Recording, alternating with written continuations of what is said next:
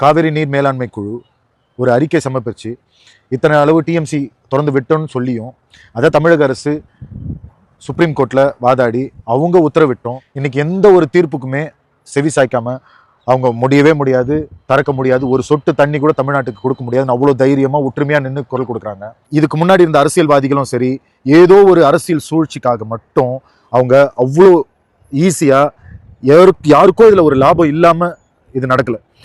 இந்த காவிரி தண்ணியை பெற்றுக் கொடுக்கணுன்றதுக்கு எவ்வளவோ வழிமுறைகள் இருக்கு.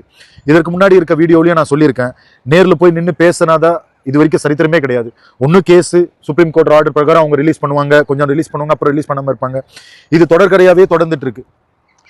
நான் இதுக்கு முன்னாடி சொன்ன வீடியோ என்னன்னா, நான் டேக் பண்றேன் பாருங்க, நேரில் போய் உட்காந்து பேசாம எந்த ஒரு தீர்வும் கிடைக்காதுன்றதுல முழுமையா இருக்கேன். இந்த அனைத்து கட்சி கூட்டம் இத்தனை வருஷமா ஏமாத்தினது போதும்.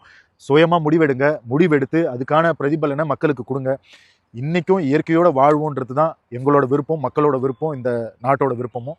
See you soon. Until then, bye from Vinod.